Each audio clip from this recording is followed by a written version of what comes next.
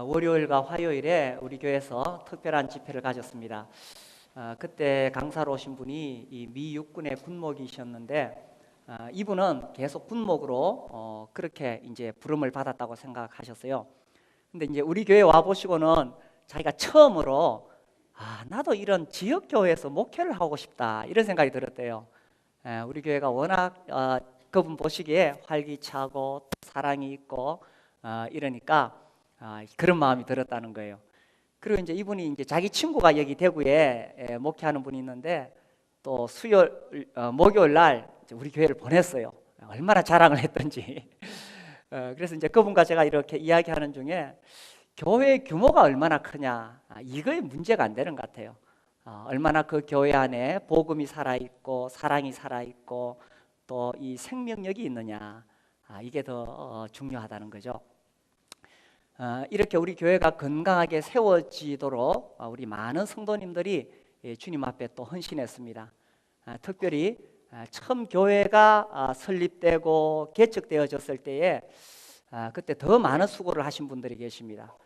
그래서 저희들이 2005년 말에 장로님들을 세웠고 또 2012년도에 또 세웠고 오늘 우리 교회적으로 또 새로운 장로를 세우기 위해서 투표를 하게 됩니다. 이분들은 정말 처음 교회가 세워졌을 때에 아무것도 없는 상태에서 뭔가를 세운다는 건 쉬운 일이 아닙니다. 정말 이분들이 이 자신의 시간을 투자하고 또 물질을 투자하고 아무튼 이 자신의 젊음을 투자하고 교회를 위해서 정말 헌신하셨습니다. 그래서 교회 이제 우리 성도들이 예를 들어 주일날 모여도 제일 먼저 오셨고 제일 마지막까지 남아 계셨고 저는 이 장로의 자격 중에 하나가 마지막까지 남아 있는 사람이라고 생각합니다. 교회 마지막까지 남아 있는 사람. 그렇게 헌신하면서 수고해 오셨습니다. 그래서 이제 우리 교회가 지금은 자리를 잡았죠. 이렇게 여러 가지 면에서 자리를 잡았습니다. 또 건축도 하게 되고 특별히 또 우리 장로님들 이 교회 건축하는 과정에서 정말 고생하셨습니다. 자기 사업 다 뒤로 하고 그렇게 애를 쓰셨어요. 이 교회 건축이 쉬운 일이 아니거든요. 제가 다른 교회 이야기를 들어봐도 쉬운 일이 아니에요. 근데 우리는 어떻게 이렇게 할 수 있느냐? 우리 성도님들 다 헌신하셨고 또 주님 은혜 베푸셨지만 특별히 이분들이 그렇게 해 주셨습니다. 이제는 우리가 이렇게 교회가 자리 잡혀가고 있는데 이제 여기서 우리가 이제 교회 개척 시대 이제 지나서 교회가 이제 성장하는 발전하는 이 시대에 들어왔을 때에 좀 더 성경적인 그런 장로, 성경에서 말하는 교회의 장로에 대한 그러한 것을 교회적으로 이제 실현해야 될 때가 왔다고 생각이 되어집니다. 그래서 오늘 성경에서 말하는 교회 장로는 어떤 사람인가? 또 성경에서 말하는 이런 교회의 리더십은 무엇인가? 에 대해서 말씀을 드리려고 합니다. 이것이 왜 중요하냐면 많은 사람들이 한국에 있는 분들이 장로에 대해서 오해를 하고 있습니다. 장로는 뭐 교회에서 이렇게 뭐 회의할 때 나타나 가지고 뭐 중요한 거 결정하는 사람, 혹은 이 교회 재정을 어떻게 쓸 것이냐, 뭐 그런 거 계획 짜는 사람, 뭐 그러다 보니까 뭐 사회적인 지위가 있는 사람 이렇게 생각하고 있습니다. 근데 성경에서 말하는 장로는 그런 것이 아닙니다. 오늘 한번 잘 들어보세요. 그런 것이 아니에요. 자, 우리 디모데전서 5장 17절 말씀 보겠습니다. 잘 다스리는 장로들. 그러니까 장로들은 어떤 분들이냐? 잘 다스리는 분들입니다. 분들은 배나 존경할 자로 알되 말씀과 가르침에 수고하는 이들에게는 더욱 그리할 것이니라.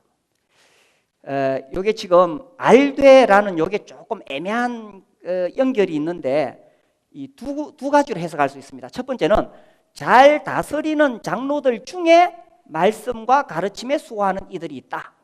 이렇게 해석할 수 있고 대부분 다 이렇게 해석이 되어집니다. 그리고 두 번째 또 이런 해석도 가능합니다. 잘 다스리는 장로들은 바로 말씀과 가르침에 수고하는 이들이다. 이렇게 두 가지 의미가 있습니다. 그래서 장로 이 교회에서 장로들이 어떤 역할을 하느냐?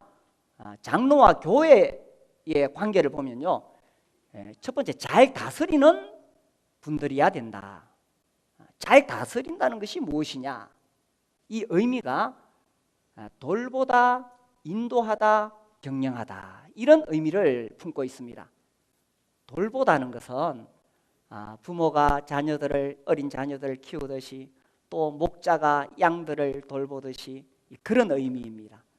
이제 성경에 보면 목자에 대한 말씀이 많이 나오는데, 이 목자가 자기 양들을 지키기 위해서 정말 그 사자와 싸우고 곰과 싸우고 목숨을 바쳐서 자기 양들을 돌보고, 또 먹을 것을 주고, 또 물가로 안내하고, 그리고 또 병이 나면 약을 발라서 치료하고, 그렇게 합니다.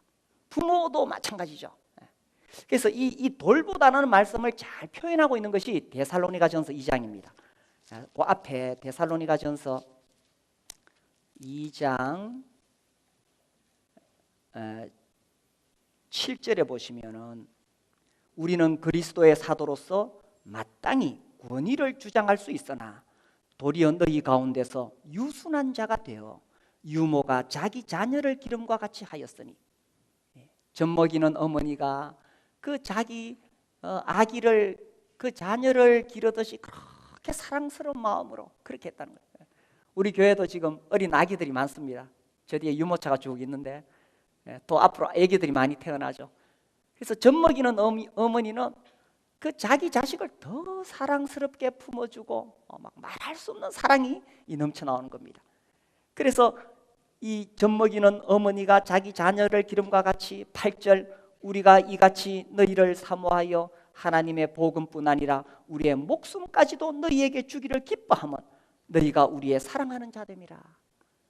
어머니가, 젖먹이는 어머니가 자기 아기를 위해 목숨을 주고 싶은 만큼 그렇게 자기 자식을 사랑하는 그런 마음으로 이 바울이 성도들을 대하였던 겁니다.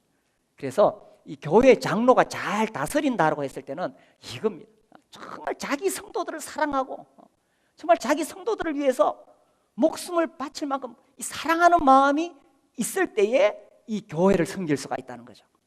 그리고 이제 그 밑에 11절에 보시면, 너희도 아는 바와 같이 우리가 너희 각 사람에게 아버지가 자기 자녀에게 하듯 권면하고 위로하고 경계하노니, 아까는 젖먹이는 어머니, 이제는 아버지.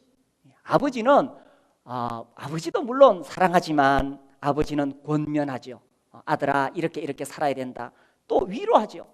세상에서 어렵고 힘든 그런 것을 겪고 오면 그 아들을 품에 안고 위로해주고, 그리고 경계, 아들아 이렇게 가면 안 돼, 이건 나쁜 길이야, 아들아 이쪽으로 가야 돼. 그래서 잘 다스린다는 것은 첫 번째, 돌보다.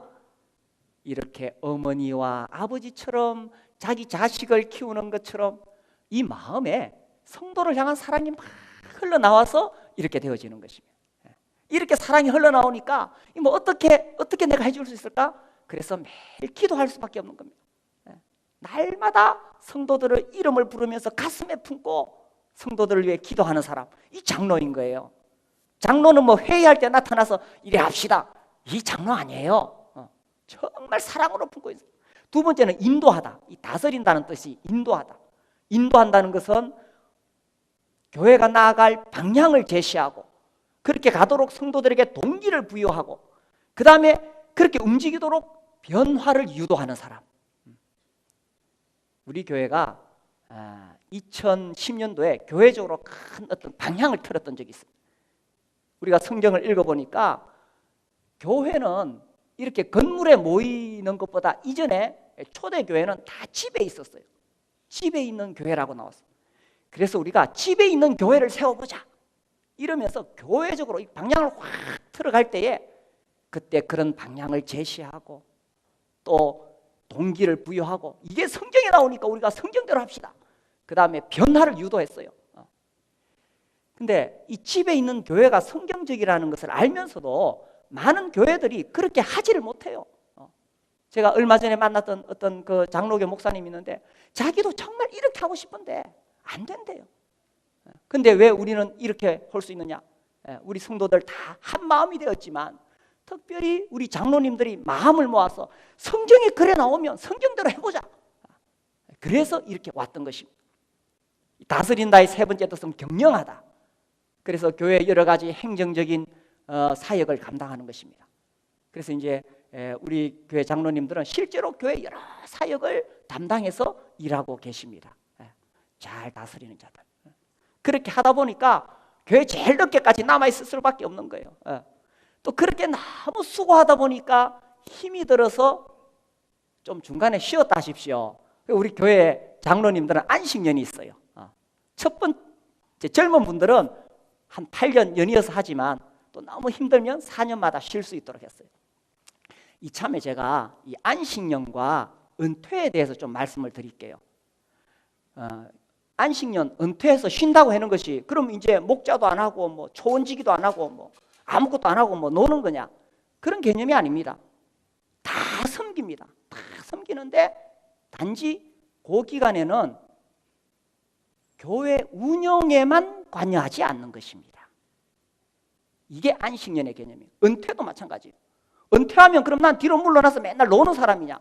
그게 아니에요. 자기 사역을 그대로 하는데 교회 운영에 대해서는 관여하지 않는 거예요. 이 로마 제국이 이렇게 막 세워져 갈 때에 거기 보면 이 은퇴의 개념이 분명해요. 로마 제국이 그렇게 번성했던 이유 중에 하나를 은퇴에 대해 이야기해요. 일정 나이가 되면 아무리 군사령관이라도 수천 명, 수만 명을, 수십만 명을 거느리는 군사령관이라도 때가 되면 딱 은퇴하고 물러나야 됩니다. 그럼 물러나면 뭐 하느냐? 뭐 고향에 가서 농사 짓는 사람도 있지만 그 사람들이 뭐 했냐 하면 수없는 전쟁터에서 쌓은 경험이 있잖아요. 그 경험을 가지고 그 군대를 실제적으로 도와주는 거예요. 예를 들어서 이제 어떤 사령관이 이 사람은 화살 만드는데 아주 재능이 좋아. 전쟁을 해보니까 화살은 이렇게 만들어야 되겠다. 그러면은 은퇴한 다음에 화살 만드는 공장에 갑니다. 그 공장에 가서 화살 만드는 법을 지도하고 화살 만드는 게 자기 생애를 바치는 거예요. 이게 로마 제국이 번성했던 이유 중에 하나가 바로 그것이었다. 이런 이야기가 나옵니다. 그래서요, 안식년, 은퇴는 노는 거 아닙니다. 그래서 저도 그런 생각, 저도 계속 요즘 제가 아직 젊은데도 은퇴를 계속 생각합니다. 사실 저는 은퇴하면 제가 좋아하는 게 성경을 창세기부터 계시록까지 쫙 강해에 내려나가는 성경 개관, 이거 좋아하거든요. 근데 내가 이걸 연구해서 해야 되겠다 싶었는데 우리 교회에 지금 말씀의 삶을 강의하는 강사님이 너무 잘해가지고 제가 지금 다른 걸 연구해야 되겠다 이런 생각을 하고 있습니다. 그래서 이 교회의 장로님들은 특별히 어떤 한 분야의 전문가가 될 수밖에 없어요. 왜냐하면 그 일만 해왔기 때문에. 그래서 안식년, 은퇴에도 그 일을 이제 전문으로 하면서 섬기는 것입니다. 그래서 잘 다스리는, 그 다음에 잘 다스리는 장로들은, 자 다시 보세요. 배나 존경할 자로 알되 특별히 말씀과 가르침에 수고하는 이들. 자, 장로가 하는 역할 중에 매우 중요한 것은 말씀과 가르침입니다. 오늘날 이제 한국의 이 일반적인 교회에서 장로는 뭐 교회에 무슨 중요한 결정권을 가지고 있지만 말씀을 가르친다는 개념은 없습니다. 그런데 성경은 여러 곳에서 말씀을 가르치는 것이 장로의 매우 중요한 역할이요 자격이라고 되어 있습니다. 우리 그 앞에 디모데전서 3장 2절 그러므로 감독은 책망할 것이 없으며 한 아내의 남편이 되며 절제하며 신중하며 단정하며 나그네를 대접하며, 마지막에 뭐라고 되어 있습니까? 가르치기를 잘하며.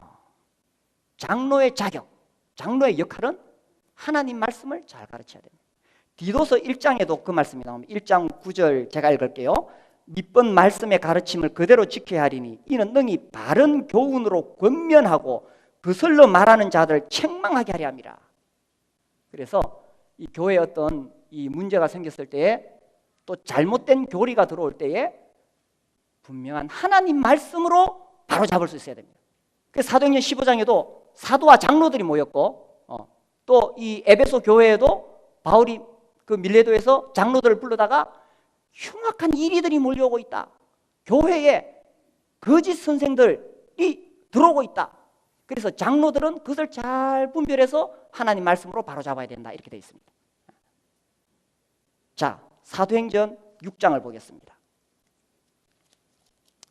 사도행전 6장에 이제 사도들 6장 2절 12사도가 모든 제자를 불러 이르되, 자, 여기 사도가 나오는데 이 베드로전서 5장 1절에서 장로라고 이야기했고, 요한도 요한 3서에서 장로라고 이야기했습니다. 그 당시 사도였지만 장로로서 역할을 했어요. 그래서 교회 리더는 뭐 하는 사람이냐?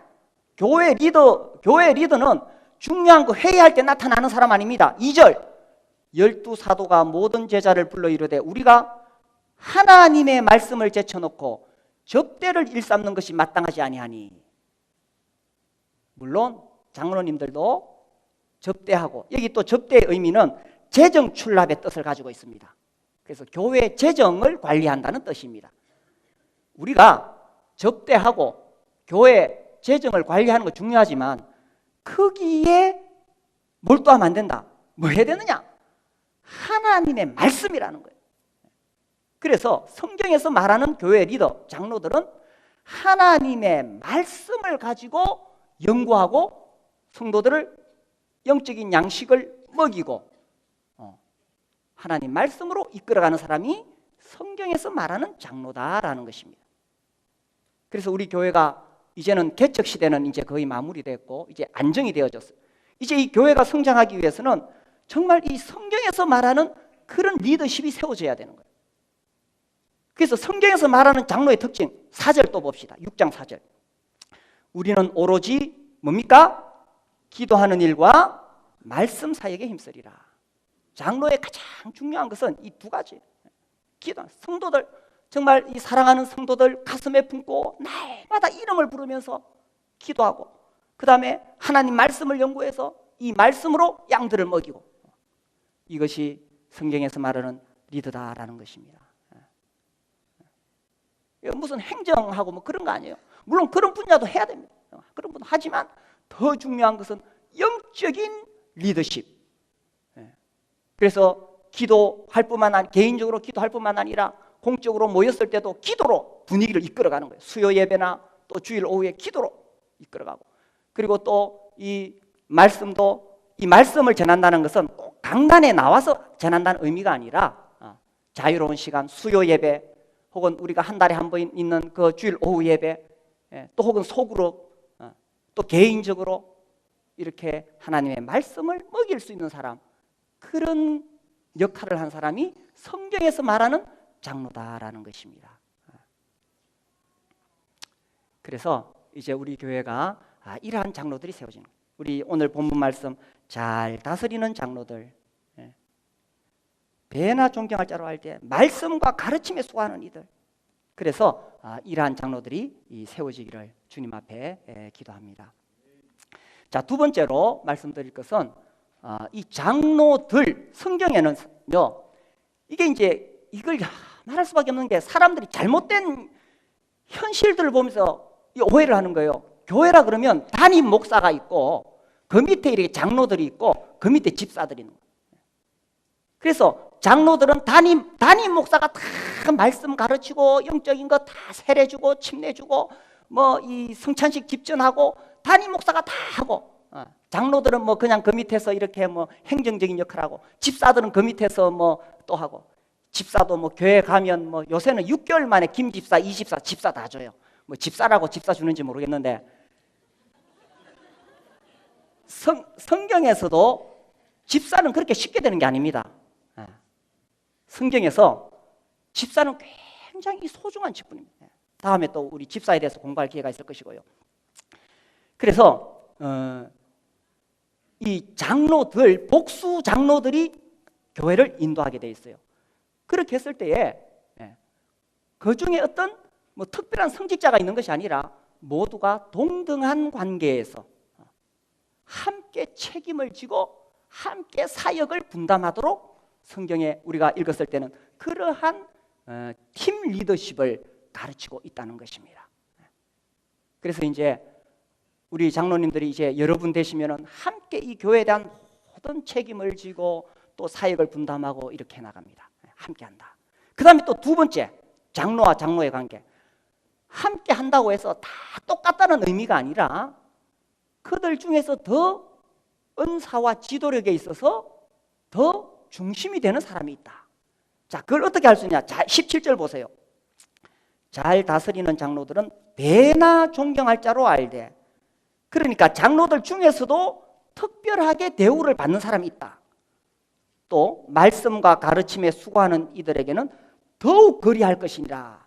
이걸 봤을 때 똑같이 장로들이 아니라 그들 중에서 특별한 사람이 있다는 거예요. 그 특별하다는 개념이 무슨 뭐 성직자다 그런 뜻은 절대로 아닙니다.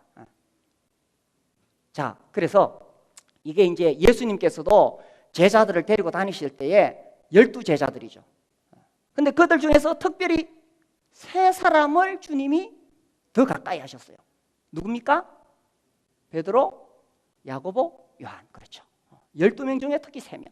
근데 그 3명 중에서도 특별히 또 한 사람을 더 특별하게 대우하셨어요. 누굽니까? 베드로죠. 이걸 이제 또 오해해서 이 천주교 로마 카톨릭에서는 베드로가 초대 교황이다 이래가지고 막 교황 제도를 만들었는데 그건 또 성경에 맞지 않습니다. 그러나 분명한 것은 성경에서 다른 제자들에 비해서 베드로의 이름이 가장 많이 나오고 베드로 이야기 계속 나옵니다. 베드로가 그 제자들 중에 특별히 리더십을 발휘하는 사람이었기 때문인 것입니다. 그래서 이게 이제 이 로마 시대에 이제 그 군인들이 나가서 싸울 때에 다 동료들이지만 동료들 중에 어떤 형제들 가운데 제1인자, 동등 가운데 어떤 이런 표현을 썼습니다. 다 같은 동등한데 그 중에서 특별히 이 은사와 또 리더십에서 앞서가는 사람을 동등 가운데 어뜸이다 이런 표현을 썼던 거예요. 그래서 이제 우리 교회는 일반적인 교회에서 말하는 어떤 그런 성직자 개념의 목사를 이야기하지 않습니다. 자, 목사에 대해서 제가 잠깐 말씀드리면 두 가지 이제 극단적인 어떤 그 생각을 할 수 있는데, 첫 번째는 우리나라가 특히 심해요. 이 안수받은 목사님은 신학을 하시고 특별한 어떤 성직자처럼 막 그렇게 하는데 그것은 성경적인 배경이 없습니다. 누가 안수를 해서 누가 그에게 그런 권위를 줍니까? 그 하나의 교단입니다. 하나님이 하신 거 아니에요. 하나의 교단인 거예요. 그래서 또 그럼 그 교단은 어디서 권위를 얻었느냐? 뭐 특별히 성경적인 배경이 없습니다. 그걸 강하게 주장하는 것이 로마 카톨릭이에요. 베드로의 교황권을 이어받았다 이렇게 말하죠. 그런 개념. 그래서 마치 막 목사님은 특별한 사람인 것처럼 그렇게 생각한다면 그것은 그렇지 않습니다. 그 다음에 이제 우리 이 형제단 모임에서는 또 좀 극단적인 게 있어요. 목사 자체를 부인하고 다 똑같다. 이것도 잘못된 분별이라는 겁니다. 성경에는 목사라고 번역한 단어가 분명히 나옵니다. 에베소 4장에 그죠? 번역한 단어가 분명히 나오고 그 다음에 또 이 은사와 직분의 면에서 성령께서 말씀을 가르치도록 세운 사람이 있다는 것입니다. 우리가 그런 개념에서 목사를 이야기하는 거예요. 그래서 이제 뭐 대외적으로 저를 소개할 때나 뭐 무슨 공식 석상에서 저를 목사라고 소개할 수 있겠죠. 그러나 더 중요한 것은 관계는 형제다. 우리의 관계는 형제다.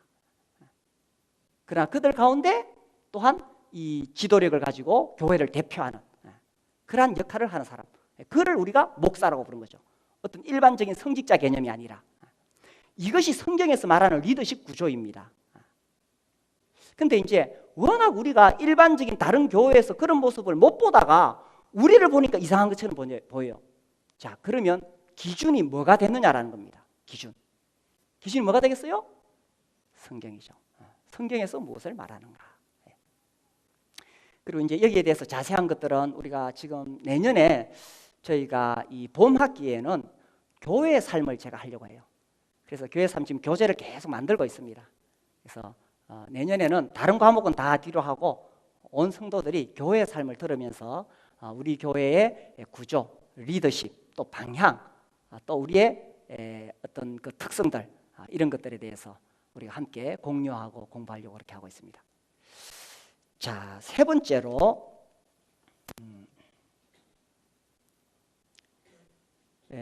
이 교회와 이 장로와 성도들의 관계에 대해서 이야기를 이제 이 말씀에서 하고 있습니다. 자, 17절 보시면은 잘 다스리는 장로들은 배나 존경할 자로 알되. 자, 여기서 제가 이 알되라는 단어를 설명을 드리려고 해요. 교회 성도들은 정말 교회에 헌신하고 수고하는 그 리더들, 우리 목자님들이 계시죠, 우리 목녀님들이 계시죠. 이들이 얼마나 수고하는지 모릅니다. 그들을 알아야 됩니다. 알아야 돼요. 또 특별히 이 목자로서 섬기지만 더 시간과 물질을 투자하는 교회 장로님들이 계세요. 그분들을 알아야 된다. 여기서 알되, 단순히 뭐 이름을 안다라는 뜻이 아닌 것을 아시겠죠? 알되, 알아야 된다. 그래서 특별히 또 말씀과 가르침에 수고하는 이들에게는 더욱 그리할지니라. 알아야 된다는 겁니다. 여기서 조금 제가 한 가지만 더 설명을 하면은 이 배나 존경한다, 이 존경이라는 단어가 있고, 특히 말씀과 가르침에 수고하는 이들에게 이 존경을 표현하라고 되어 있습니다. 이 존경이라는 단어 자체는 그런 뜻을 안 가지고 있지만 성경에서 이 존경이 쓰여진 용례, 다른 곳에서 어떻게 사용되었는가 용례를 살펴보면 이 존경의 뜻에 물질적인 공급이 포함되어 있습니다. 그래서 부모를 공경하라, 고르반 이야기 나올 때도 물질적인 것, 과부를 경대하라고 했을 때도 그런 의미가 있고, 여기도 그런 의미가 있어요. 특히 18절에서 그것을 명확하게 밝혀주고 있습니다. 자, 18절 보시면 성경에 일렀으되 곡식을 밟아 뜨는 소의 입에 망을 씌우지 말라 하였고, 또 일꾼이 그 싹을 받는 것이 마땅하다 하였느니라. 그래서 이 소가 일할 때에 좀 마음껏 먹을 수 있도록 해야지, 고약한 주인들은 막 그 곡식 일할 때 못 먹도록 입을 딱 막아버렸어요. 그렇게 하지 마라. 그리고 일꾼이 싹을 받는 것은 마땅하다. 그래서 이 교회 장로들 중에서 특별히 이 직업을 내려놓고 전심으로 교회를 섬기기 위해서 일하는 사람들이 있어요. 교회를 돌보고 특별히 이 말씀을 연구하는 것은 엄청난 에너지를 소모하는 것입니다. 자, 여기 말씀에 말씀과 가르침에 수고하는 이들이라고 되어 있죠. 이 수고의 의미, 코피아오, 이게 탈진할 때까지 땀 흘려 일한다, 이런 뜻을 가지고 있습니다.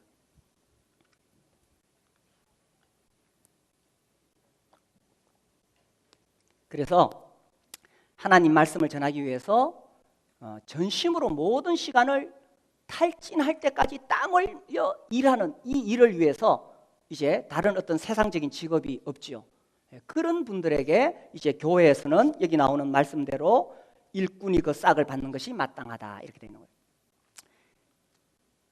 제가 지난주에 이렇게 페북을 보다가 뭐 이렇게 연결된 사람 중에 어떤 이제 신대원에서 공부하는 사람인데 이런 글을 올렸어요. 이제 뭐 교회에 대한 이야기를 쭉 해 나가다가 앞으로 목사를 직업으로 할 사람으로서 이래가지고 쭉 글을 올려놨어요. 제가 그 글을 보고 마음에 참 좀 찝찝했어요. 야, 이 사람은 어떻게 목사를 직업으로 생각하나? 물론 그가 생각하는 직업의 개념이 밥벌이가 아니라는 의미가 있을지는 모르겠지만, 근데 그 딱 올리기를 목사를 직업으로 할 사람으로서 이렇게 제가 굉장히 기분이 찝찝하고 상했어요. 목사는 직업 아닙니다. 그렇죠? 저도 직업이라고 생각해 본 적이 한 번도 없습니다. 저도 과거에 직업이 있었습니다. 제 아내도 직업이 있었습니다. 그런데 이 일에 전심하기 위해서 그 직업을 내려놓은 것이고, 교회는 제가 더 말씀을 연구하고 기도하도록 다른 데 시간 안 빼앗기도록 제 생활을 뒤에서 후원하고 있는 그런 관계라는 것입니다. 그래서 이 성경에서 말하는 이 지역교회의 목회자, 목사, 리더는 단순히 어떤 그런 신학대학원 나와가지고 어떤 이 교단에서 안수를 받고 거기서 자격을 얻어서 일하는 사람이 아니에요. 그런 개념이 아니에요.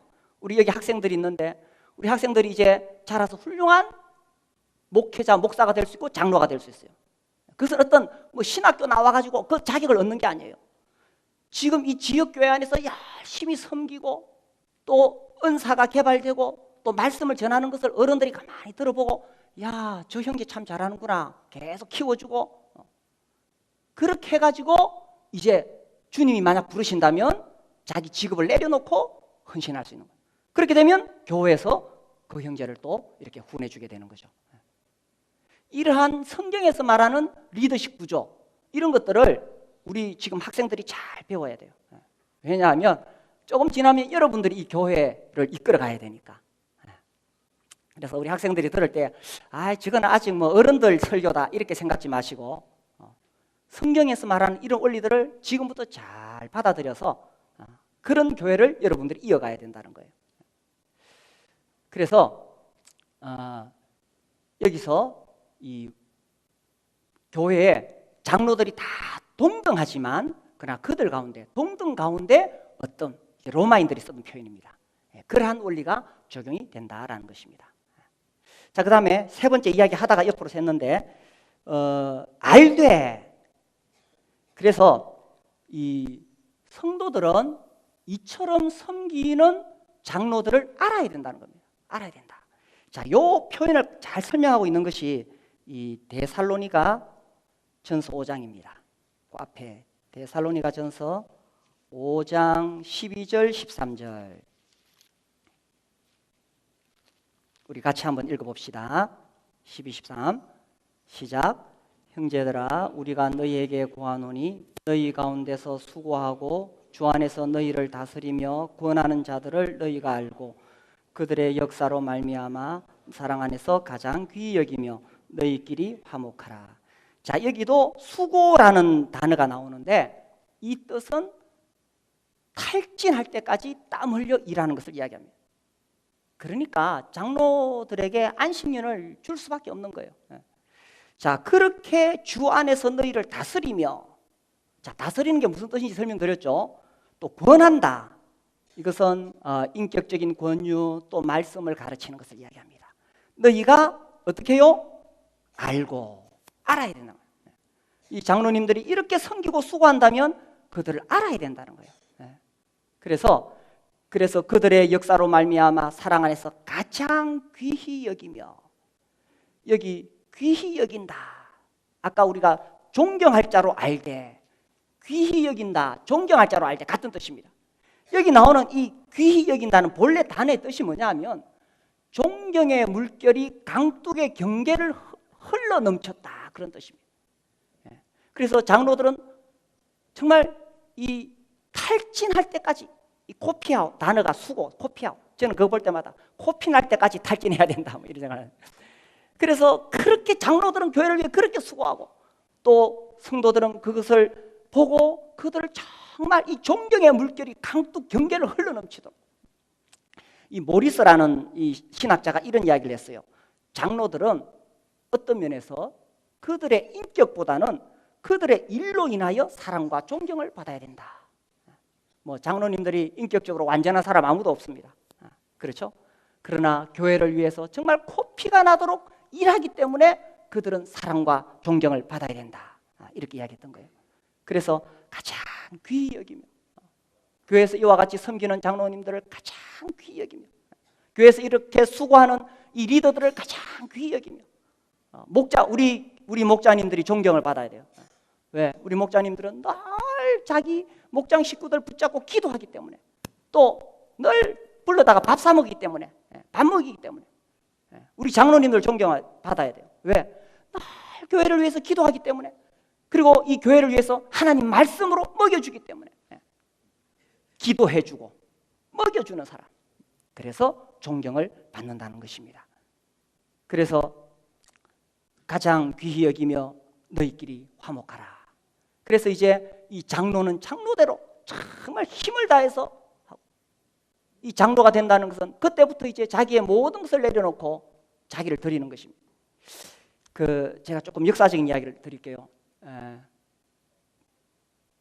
이 교회 역사를 보면은 제도적인 눈으로 보이는 그런 교회 역사가 있고 그 뒤에 또 숨은 역사가 있어요. 그래서 일반적으로 이제 교회사를 공부하면 겉으로 드러난 거 그것 중심으로 이제 강의를 하는데 실제로는 그런 제도권에 드러나지 않은 교회들이 정말 성경적인 교회들이 있어요. 그것으로 드러났다는 것은 이제 이 처음에 초대교회 이 사도시대 이후에 이제 313년 이 로마가 교회를 공인하고 기독교를 공인하고 점점 발전돼서 로마 카톨릭이 되고 중세시대, 그 다음에 종교개혁시대 이래가지고 막 이렇게 교회의 역사가 흘러갑니다. 그런데 이런 제도적인 교회 역사와 무관하게 정말 성경만 가지고 모였던 사도시대의 그 교회들이 그대로 내려왔던 교회들이 있는데, 그 중에 이 소아시아에 교회 사가들이 바울파라고 이름을 붙인 교회들이 있어요. 굉장히 넓은 지역입니다. 특별히 이 사람들이 7세기 중반부터 9세기 중반까지 이 소아시아 전역에 걸쳐서 있었어요. 나중에 이제 로마 카톨릭이 이 사람들을 막 핍박하고 이렇게.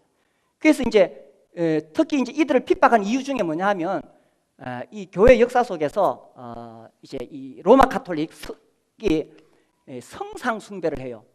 처음 시작이 뭐냐 하면 옆으로 세면 안 되는데 하여튼 그 예수님이 십자가에 못 박혔던 그 나무 조각이다 이런 거 들고 와가지고 그거 다 기도하고 막 말도 안 되는 소리죠, 그죠? 또 훌륭한 뭐 베드로가 입었던 옷이다 그런 거 옷 주워다 놓고 그 앞에서 기도하고 말도 안 되는 소리죠. 마리아 상 만들어 놓고 그거 다 절하고. 이제 로마 카톨릭이 점점 성상 숭배로 흘러가고 있을 때에 순수하게 모였던 사람들이 있었어요.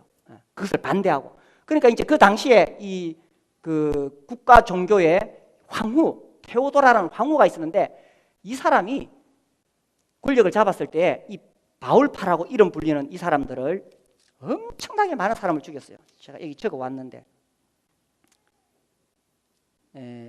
이 사람들을 842년에서 867년 사이에 10만 명이 넘는 신자들을 교수형, 화형, 수장형 시켰어요. 10만 명. 10만 명이 신앙을 지키기 위해서 목숨을 바쳤던 거예요.